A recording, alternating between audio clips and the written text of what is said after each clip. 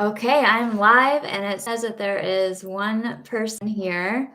Give me a thumbs up in the chat if you can hear me. Just want to make sure that you can actually hear me.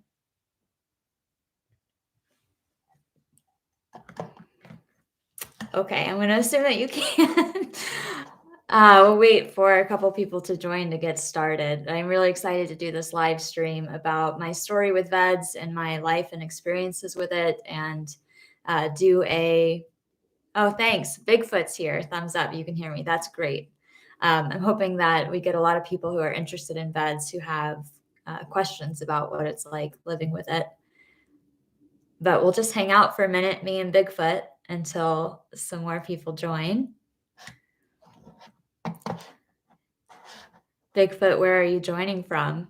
Are you allowed to reveal your location?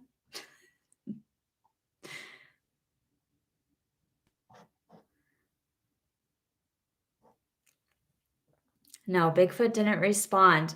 Obviously, it's a big secret where Bigfoot is.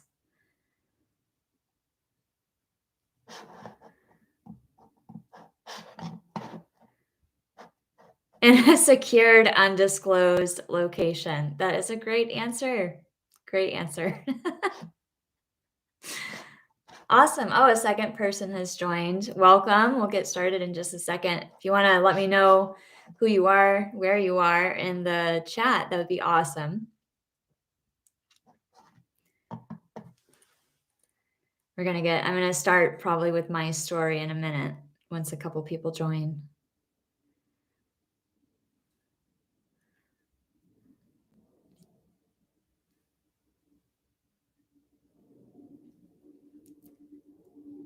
No. Okay. Well, thank you for the two of you who have joined on this lovely Saturday morning, afternoon, wherever you are. I think I'll just get started with my vEDS story. And I was going to start with my diagnosis story. So I was diagnosed with vEDS in 2017, but I had a lot of signs that I had vEDS throughout my life. I had very visible veins, like translucent skin, easy bruising. We noticed this acrogyria on my hands starting in elementary school. It's where they look very old. I had, hypermobility of the small joints in my hands and a little bit in my feet. And I had a lot of GI issues growing up, but there wasn't really a lot of answers for that. And I had had a long period, throughout my life before 2017 of thinking that there was something wrong with me that the doctors couldn't figure out. Like I was tested for scleroderma 3 times. I was tested for lupus once, and it turned out to be this growth on my skin called elastosis perforans serpiginosa. And that was my first clue in that I had vascular EDS. But it wasn't until a couple years later that I had this really severe neck pain in the morning one day, and I woke up with it, and it was like the worst pain I'd ever experienced in my life. And it took, overall, I think it was about 1.5 years until that neck pain was diagnosed as a carotid artery dissection. And that wasn't really diagnosed until after I figured out that I had vEDS and got somebody to genetically test me for it. And then, that was like, oh, you might have this artery dissection. That might be why you're in pain. So, stop stretching until you see the vascular surgeon and get that scan. And so it was confirmed to be a carotid artery dissection after my diagnosis of vascular Ehlers-Danlos syndrome.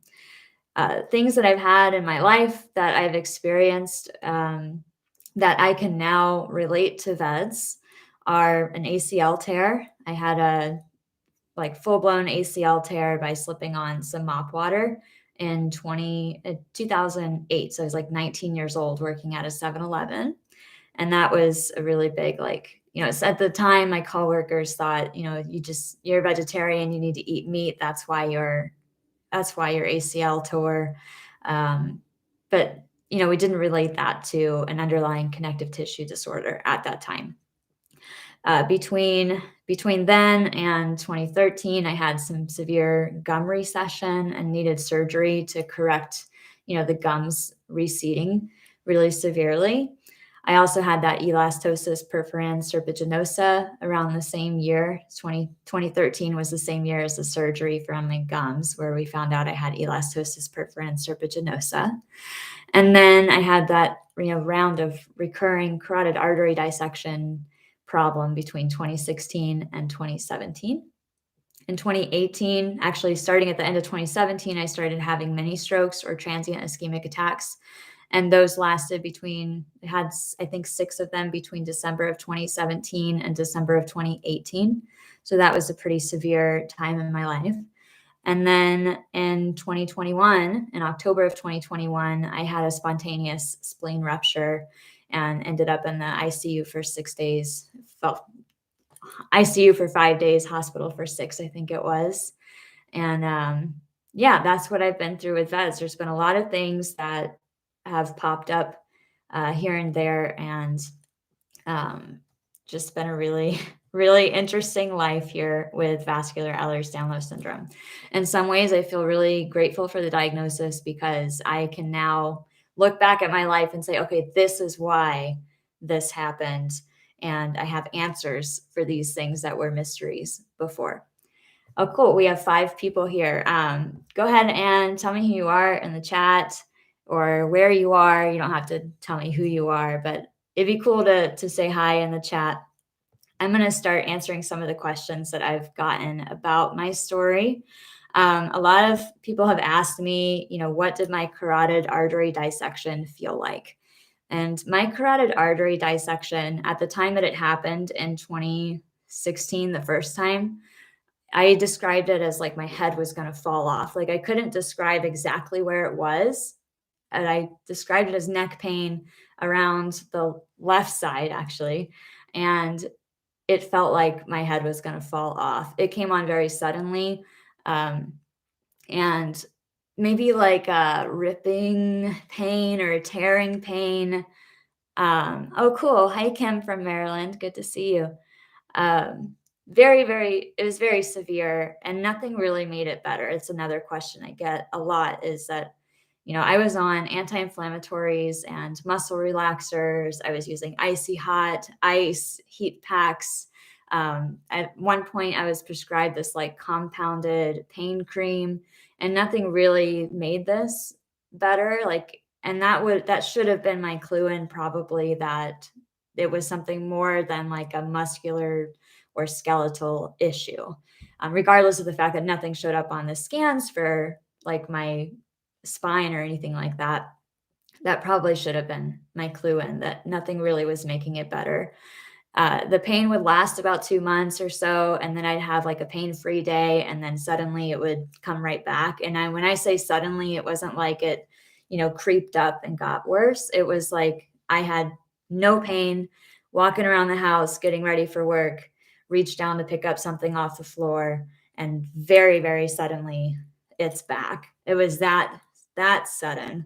And that should probably also have been a clue in. Hey, Francisco in El Salvador. Oh, I'm so sorry you're going through this. That's a really hard time, the time that you think you have vEDS and are still working on getting that genetic testing. I remember that being a really, really hard time in my life. So I really feel for you.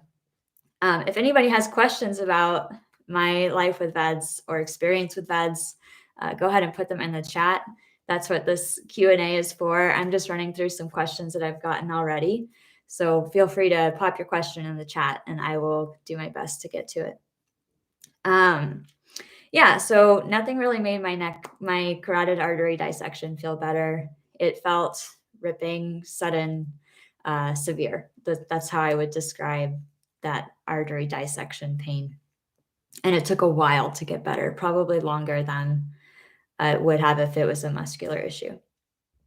I did not need surgery. That was one question that I've gotten. I did not need surgery for my carotid artery dissection. By the time that we figured out that that's what it was about a year and a half since it had first occurred. and I had an MRA, or no, a CTA on my artery, and it showed like this little pseudoaneurysm, which is like a little bubble on the artery. And that was from, the dissection and the artery kind of bulging out from that. But because over the years since I've gotten that, diagnosed, I've had a scan every year on it and it has never grown. So that aneurysm hasn't grown. I don't have lasting symptoms really from that. Sometimes I get a headache behind this eye. But because it hasn't gotten worse and it's just stable, there was no surgery necessary. So Francisco says, the veins on my legs, arms, and clavicle are busting out. I went to a geneticist. He doesn't know what it is. And I have varicose veins and lifelong gastro issue, as well as respiratory issues. That is really, really challenging. I hope that your geneticist, your geneticist probably knows way more about genetics than I do, but hopefully he's looking at, possibilities to get you genetic testing or find answers to all of this that you're going through. So yeah, trying to think of what other questions. I have 2 other questions here that people asked already. Did I have symptoms of vEDS my whole life? I did have symptoms of vEDS my whole life, but we didn't know what they were. We didn't even know that these were symptoms of anything, I don't think. I had GI issues, like I would throw up all the time when I was little. I think most of what I remember from elementary school, like early on elementary school, is being sick all the time. I missed my field trip to the landfill because I was sick, and my grandma had this like sick room for me when I would come home from school. So she would just, that was what I referred to as the sick room. And it was always where I seemed to be. And that's a lot of my memories from very early on. I had, like I said earlier, I had all these visible veins all over my body. Like they look like a roadmap of my vascular system of the little veins. And that was a sign that we missed. Easy bruising. I've got this like really tiny nose that my mom used to really dote over. I mean, it was like, oh, I remember a lot. Like, oh, I just love your tiny little nose. And when I found, vEDS on the NIH website back in 2017 and started pushing for genetic testing, I found that very narrow nose, deep set almond shaped eyes.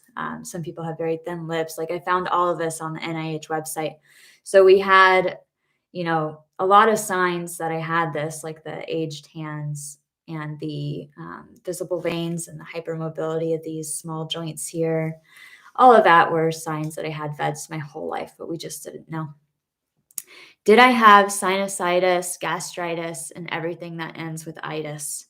I don't know if I was diagnosed with anything that ends in itis, to be honest. I know that I was diagnosed with GERD, or gastrointestinal reflux disorder. I was diagnosed with, no, I think that was mainly, it was GERD. At one point in my life, I was diagnosed with fibromyalgia, but no, I don't think I was diagnosed with anything that ends in itis.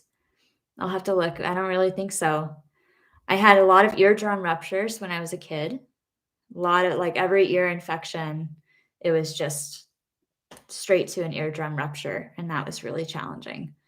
Very, very painful. I've had it happen in my adult life too. KMP says my leg veins bulge too. That's so great. I love seeing the support in the chat, of y'all supporting each other in the chat. I do have some friends with vEDS that have pretty severe varicose veins. I have not had a varicose vein yet, but I'm anticipating at some point in my life that would be a possibility that I'll have to deal with. Throw me some questions in the chat if you have some questions about my life with vEDS. I'm going to start talking more about my spleen rupture in 2021. That was fairly recent, so a very good memory of what that experience was like. Chronic ear infections. That was a big one for me. So in October of 2021, I was getting a soda out of my fridge and I felt this like really severe, sudden pain, kind of like, it was kind of like under my rib cage right here. And it was worse like when I would breathe in, but it was very, very sudden, painful. It felt like pressure. Um, and I knew immediately that something was very, very wrong. I went inside, called 911, got on the couch, and it felt like I was going to pass out. Like I started getting a cold sweat, and that to me was like an indication that I was bleeding internally, likely, or it could have been a panic attack. But to me at the time, I was pretty convinced I was bleeding internally. And that ended up being a spleen rupture. It took a while at the ER to get the CTA, but the CTA showed that I had 3 units of blood in my abdomen, and there was no precipitating event for this. I mean, this was really I was getting a soda out of my fridge and my spleen ruptured. I ended up needing an embolization coil to coil off the splenic artery. So it's an embolization is where they take this like metal coil and they coil it inside the artery and they kind of block off blood flow that spleen so that it couldn't bleed anymore. And luckily, my spleen is totally healed. Um, and it survived this whole experience with blood flow from other vessels. But that was 2021. How do you bend to pick something up? When I bend over, my head hurts and I get lightheaded. I don't have that same problem, Francisco. I usually just I have had problems with my back, so I'm usually trying to be conscious of like bending my knees if I'm going to pick something up, and not using my back muscles because I've had a lot of problems with my back in my life. But I don't have that problem where I get lightheaded. And I'm not sure how I would handle that. So if somebody else in the chat has had this issue that Francisco's having, where you're bending over and your head hurts and you get lightheaded, and you have ways that you've handled that, feel free to throw it in the chat and help him. Tell us about cognitive issues like depression and anxiety.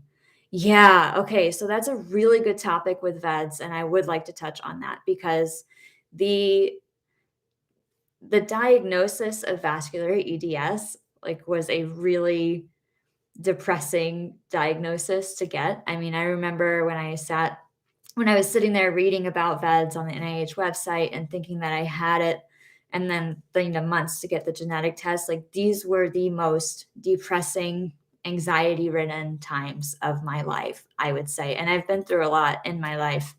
And I mean, I was not good. I spent hours floating in a hot bath with music on, like just crying, trying to cope with this information, and really feeling like my life was going to be over at any moment.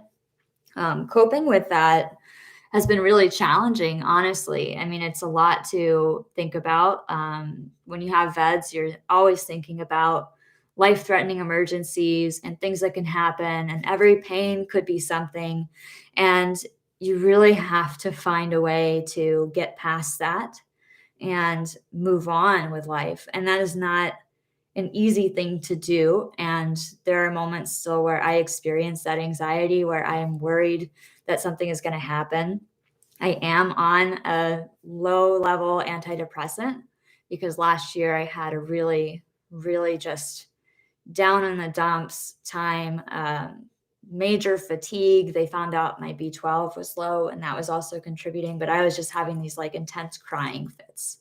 And that was really hard. So, I mean, depression and anxiety are super real.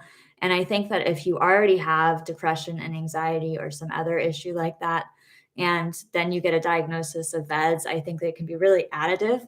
And I really, really advocate for people to have a therapist and really, get a therapist, get a support team together, talk to your doctor if you're experiencing these issues. Definitely talk to your doctor. And I think for me, like meeting other people in the community and talking to them and really, starting my advocacy journey really helped me kind of get through that period of time to where I feel like I live a pretty happy life right now. Like, these things happen. These major life-threatening events have happened, and it's no joke. It's it's hard. And there are moments where you're like, why is this happening to me? You know, but there are lots of people in the community to help support you if you're going through that. Melinda says, sounds like costochondritis. I have EDS too, likely classical, but diagnosed with heads. Yeah. Okay. So I'll look at costochondritis. That sounds very interesting. Well, thanks for joining the chat today. I'm just going to get a little sip of coffee while y'all put some more questions in the chat. Okay, so YMS says, what ocular symptoms present in vEDS? I don't think that there's a whole lot of research on that. I have seen in some papers reference of people sleeping with their eyes open, and that's a big one that's very common in our community. For a lot of parents talk about that with their kids. They find their kids sleeping with their eyes open. And I remember doing that when I was a kid for a little while. I don't think I do it as an adult, but sometimes I wake up with really, really dry eyes. And so I'm assuming that I'm still sleeping with my eyes just partially open or something like that. I had strabismus as a child. And since there's not a lot of research in this, I can't say for sure that my strabismus was related to vascular Ehlers-Danlos syndrome. But I did have strabismus as a child, and I needed eye surgeries in both eyes to correct it. I think I was like 3 or 4. One of my earliest memories is actually trying to open my eye under the eye patch on the playground, and I think it was at pre-K. So it was pretty early.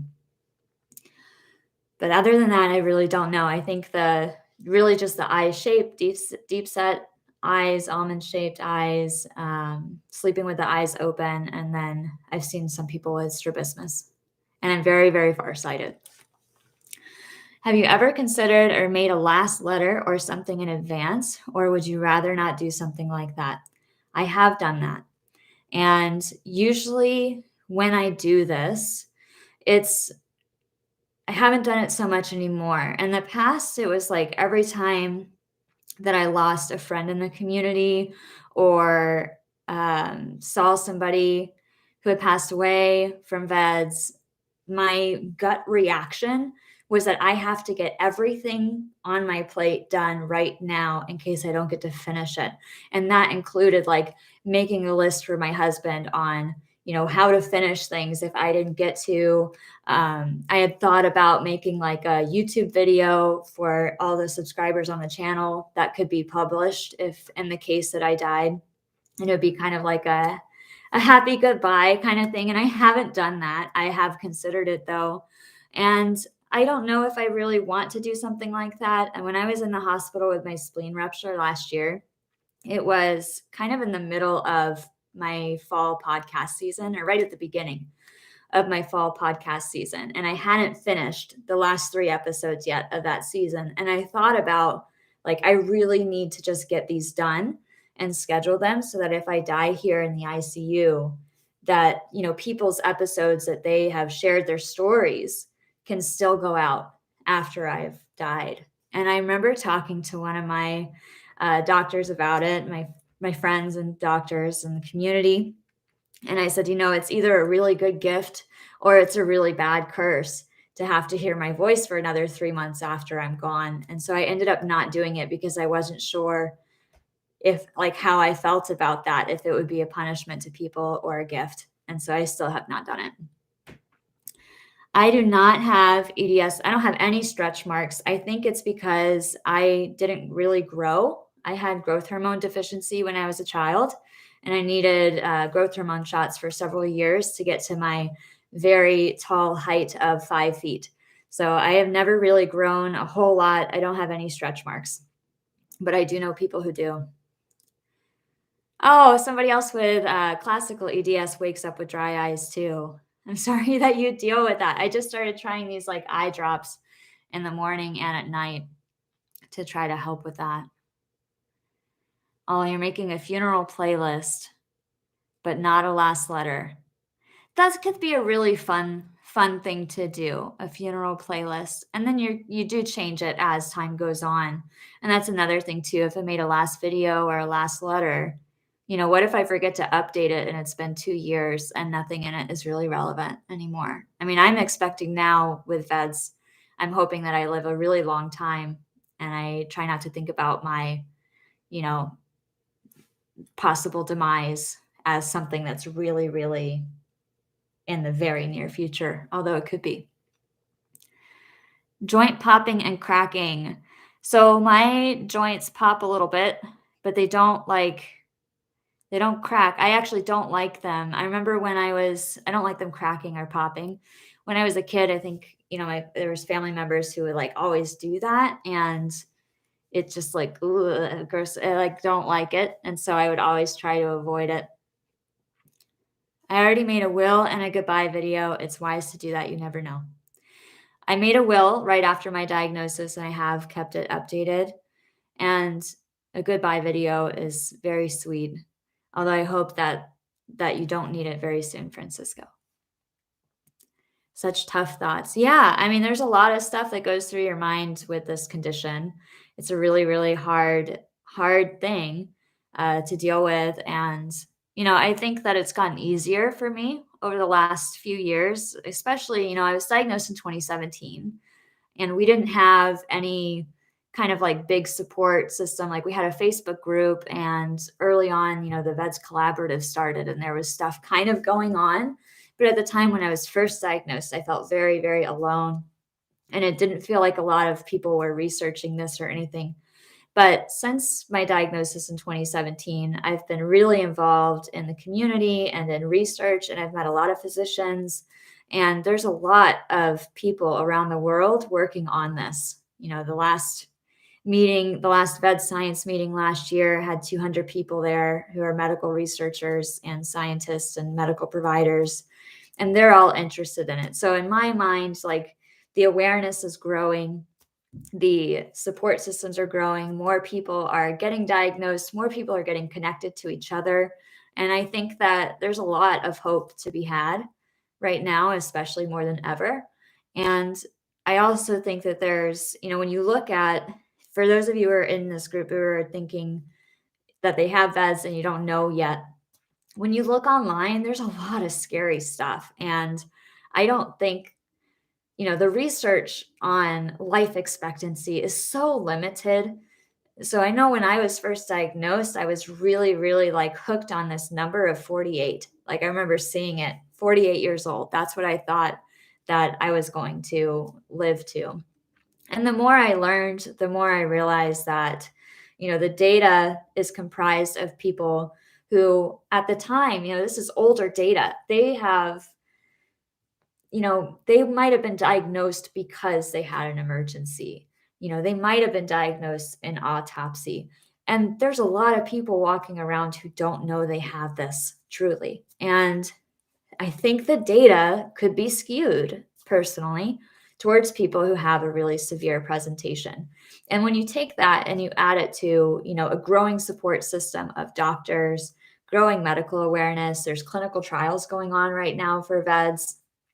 There's all this research going on, and there's like the vEDS movement and ways to get involved, and there's emergency kits and all sorts of stuff. And that wasn't there before. And so I wonder if, in the near future, if we did a new study on how long people are living, it might be a lot better than it was before. And so I try not, if you're out there like hooked on that 48 number or 51 number or whatever number you found, like really just try not to. I don't think that it's a real, it's not a good indicator of how long your life might be.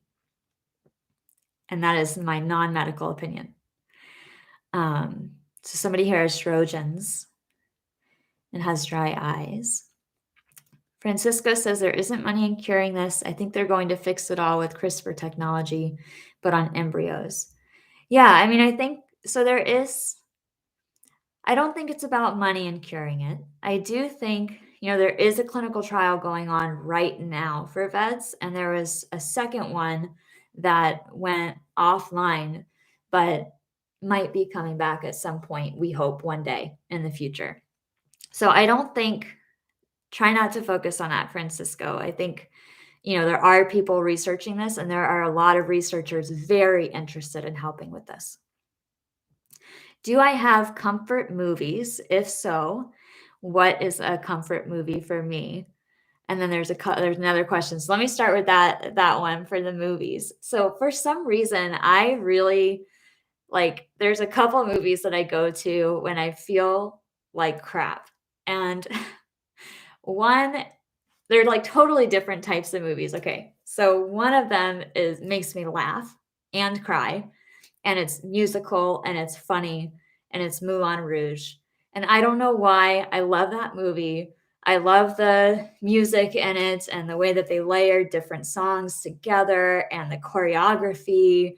And there's some scenes that are just so goofy that I can't help laughing. So I guess I have probably watched that movie like 20 times in my life, and I would call that a comfort movie.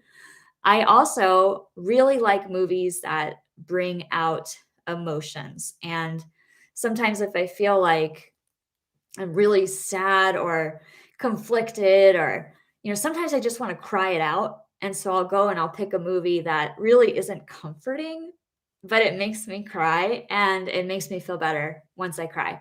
So I have watched Togo a few times on Disney, and that makes me cry. And I also really liked the movie, I think it's called The Normal Heart, and it was about the AIDS crisis. And I've watched that movie quite a few times when I'm feeling sad, or like I just need, help to keep going. And that movie I can always relate to for some reason. I love it. I love it so much. Did it hurt when you ruptured your spleen? How does one know if an organ is ruptured, I wonder? Um, yeah, it hurt. It hurt. I mean, it was obvious to me that something was wrong. It was very, very painful, and it was sudden. So, I mean, because I know that I have vEDS, um, when I had that sudden onset of pain and I wasn't doing anything that would have provoked it, it was really obvious. I mean, it was I can't understate that. I can't overstate it. It was obvious. It was very, very painful. It felt like a lot of pressure. It started getting harder to breathe. I went into a cold sweat, so it felt like I was about to pass out, which to me was an indication that I was internally bleeding. But that's how I knew that something was wrong. It was that sudden onset of pain, that pressure. It just didn't feel right. I mean, I just knew it was wrong. And I think that pressure, what ended up, being revealed in the CTA, was that the pressure of all that blood in my abdomen was probably making it difficult to breathe in all the way. All right, somebody just said Roxanne. Yes, that is the best song ever. I love that one. I don't know if it's the same band or not, but there's a band called Escala that does, primarily it's a string quartet, electronic string quartet. And I think that they might have been the ones to arrange that under like the instrumental underneath that version of that song. But that is the best version of that song, hands down. No other version even comes close. And sometimes if I'm just listening to the instrumental part, I'm singing along with it. I've had so many of these symptoms, including multiple TIAs, which was resolved with a patch on the back of my heart. Did you ever have resolution to your TIAs at one point in your life? Yes. So the TIAs, or transient ischemic attacks / mini strokes, those lasted, I think I had 6 or so in a year. And it was, they were all spontaneous, lasted like less than 15 minutes and resolved on their own. But there wasn't that was probably one of the most anxiety ridden times in my life, not knowing why I was having these transient ischemic attacks. So mine were two-sided. Sometimes I would have symptoms on my left side, and sometimes I had symptoms on my right side, and sometimes it was both. They were always accompanied by this severe room spinning sensation and difficulty seeing out of one side of my vision. And what ended up happening at the end of the day is that I finally got a blood test kind of right after the last one, within a couple weeks of having my last TIA in December of 2018.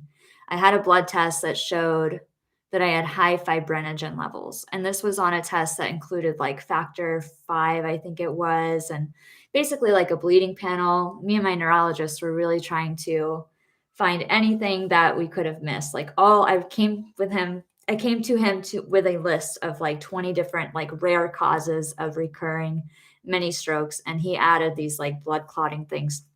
And so the fibrinogen was high, and that is consistent with some kind of like vascular injury in my understanding. So the fibrinogen was the like clue in that there was some kind of probably very small vascular injury happening in the arteries like leading to the base of the skull, because that can cause both-sided strokes. And for me, what they ended up doing was adding a baby aspirin to my regimen, one in the morning and one at night. And I haven't had any TIAs since December of 2018. And knocking on wood, because that was a really stressful time in my life.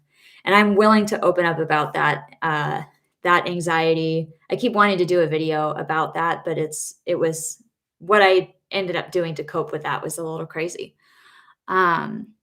Sounds terrible. I'm glad you made it through. Love Actually is a good movie too. That is a really cute, funny one.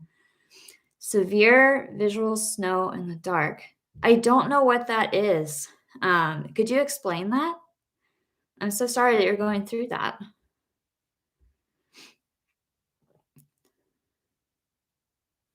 Visual snow in the dark.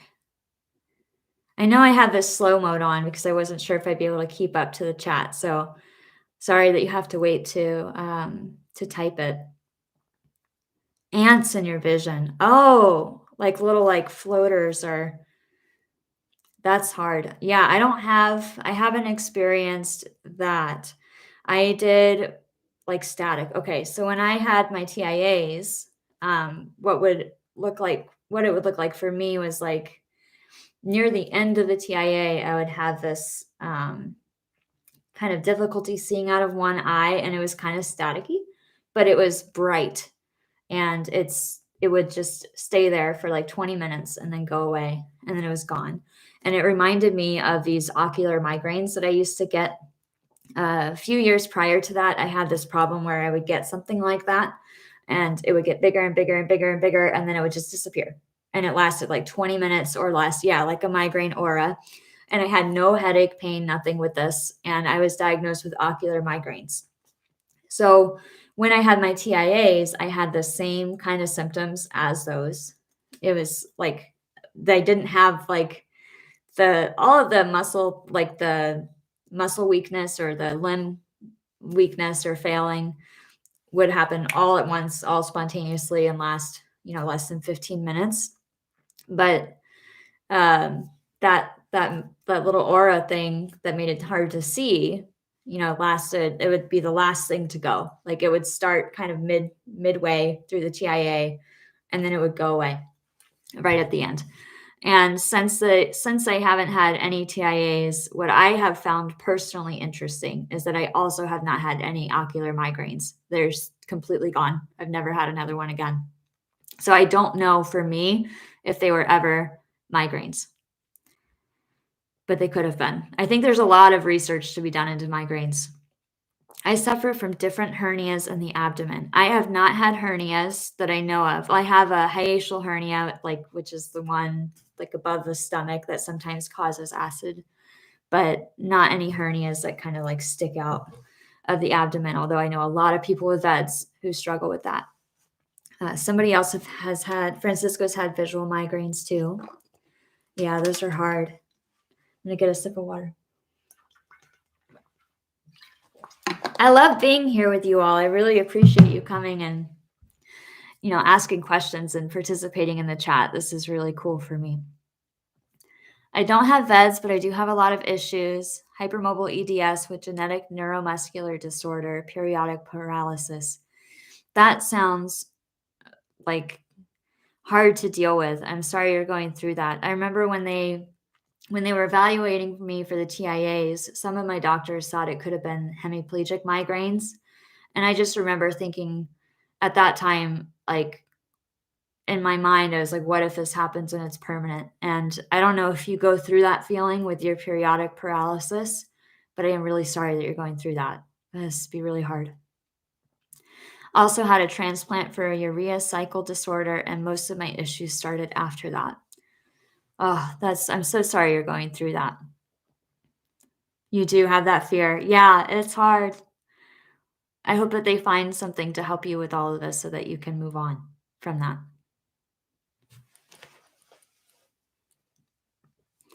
All right, I'm going to give y'all, let's see, we've been on here for about 40 minutes. So if you have any more questions, I'm going to do the 5-minute countdown. We'll go for 5 more minutes. So throw me some more questions in the chat if you have them. Or let me know if you want me to share what that period of time was like with my transient ischemic attack. Does anybody else in my family have vEDS? Is my husband supportive? Oh, that's such a great question. So I am the only one in my family with vEDS that I know of. I'm the only one who's tested positive. We don't think that either of my parents have it. One of them has been tested, the other one hasn't, but really no indication that it could be. And I'm the only one that looks like me in my family or has similar issues. So it'd be really surprising, the geneticist said, if have family members with it. My husband is super supportive. I met him after my diagnosis and already a couple years, I think, into my advocacy journey, or maybe a year and a half into my advocacy journey.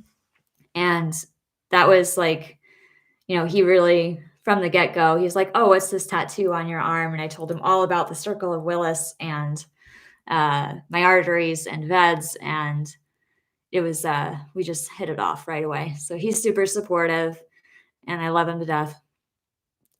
Do I have family members who didn't believe me and thought I was a hypochondriac?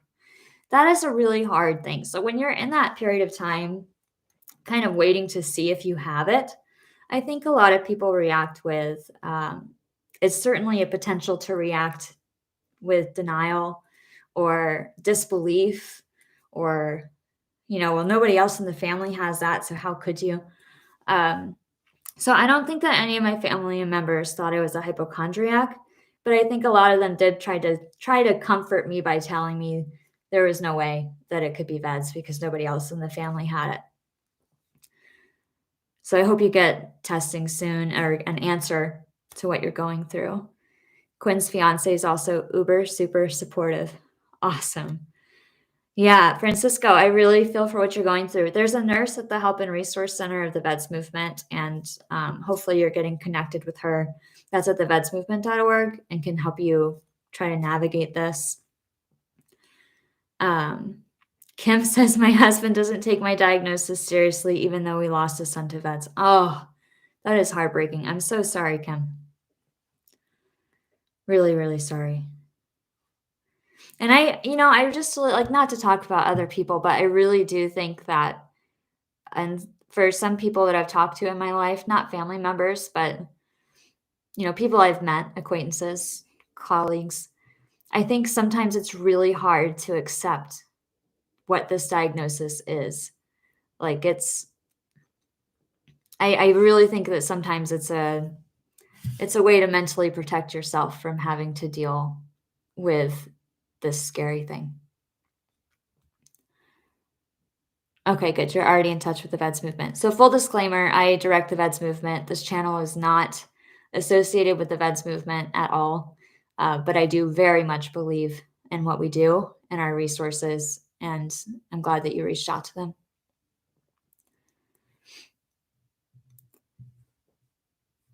Okay, there's a minute and a half left to send me a question if you have any. I really appreciate everybody being here. This is awesome. I'm glad that I decided to do another live stream and hang out with y'all.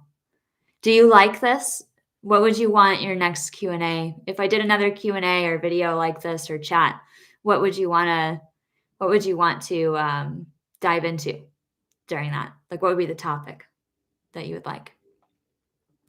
How do I stay so thin? So that I don't do anything. This is my natural weight. I don't know how else to answer that. I got a little bit fluffier when I was dealing with all the TIAs and thinking I had vEDS, I started binge eating, and that was really challenging. Not purging, just binging, like lots and lots of binging. And I got a little fluffy. But since I managed the stress from that and got through that period of time, I seem to just have regulated back to what my normal is.